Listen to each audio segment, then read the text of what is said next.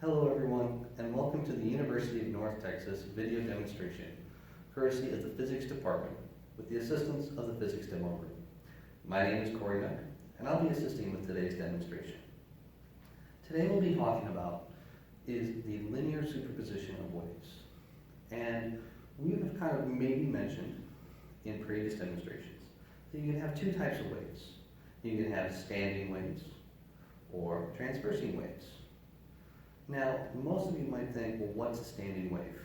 So a standing wave is, just as a review, is to where a peak or a valley, usually call it in, let's say, these kind of transverse waves, or these, we're just gonna try it again,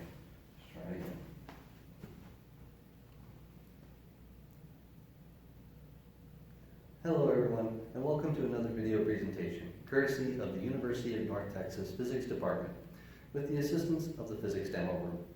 My name is Corey Nook, and I'll be helping with today's presentation. So today we're going to be talking about the linear superposition of waves. In particular, we're going to be looking at our standing transverse waves. Now, this is a concept of two things we probably learned before. A standing wave is just a wave where it has peaks and valleys with a value of 0 in between. And the peaks and valleys in this case are going to be called antinodes. And all the places where it crosses the horizontal axis are called nodes. Now, a standing wave just means that those peaks and valleys stay in one spot, or the antinodes. And the nodes stay in one spot. But a transverse wave says, well, these peaks and valleys can transverse and they can move to where those nodes were before. So now we're thinking, well, how do we combine both of these together? How do we see this? So with this, I'm going to use as demonstration. It is just a piece of string, a battery pack, which I have a AA battery for, that's connected to a simple motor that has a piece of wood attached to it that when it's moving, it'll actually cause some movement of the string. Now some of you can do this at home. If let's say you have a piece of rope and you have a solid object to tie it to, and you're allowed to move that frequency of the rope or move that rope and maybe change the length of the string. Now it's a lot harder at home because whenever we're trying to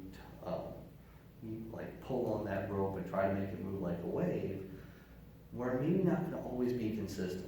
So it's really hard to kind of possibly just do this by yourself. This is where our motor comes in handy. So now what we're going to do is we're going to just connect our little motor up. See, it's just moving. And now what I'm going to do, I'm just going to hang the string. And you can see this guy's not happy. He's like a bass that just got caught. See if I can remedy that. So if you notice, if I go a little bit higher from here, say I hold it about here, not too bad. So let's hold it like this. So initially, if I don't have this in a nice spot, my motor, if you kind of can see, is just dangling, it's not happy, it's going everywhere. But now I'm going to move where my finger is.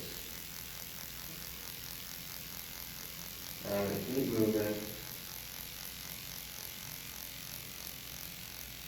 Get a little bit happier. Now if you notice, the battery and the motor are not spinning out of control. I've reached kind of an equilibrium with the string and the motor. That's because I've found a nice frequency to where the waves aren't interfering with each other at the source, and it's able to transverse up and down the string. Now you might be saying, well, Corey, but in reality I see a node, another node, and I kind of see some peaks here. And that's correct. That's what looks like the standing wave part. But it's actually transversing because this thing is moving so fast, we can't see it all the time. So we kind of see its outline, and that's where it kind of seems blurry in between.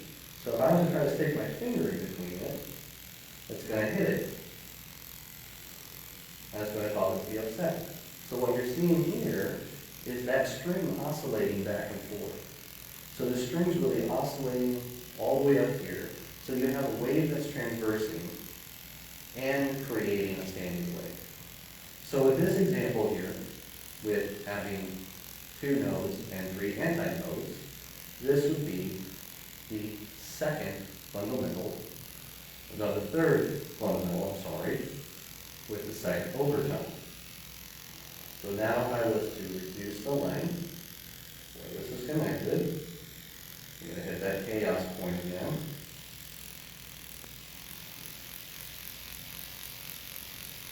See if I can find it. There we go.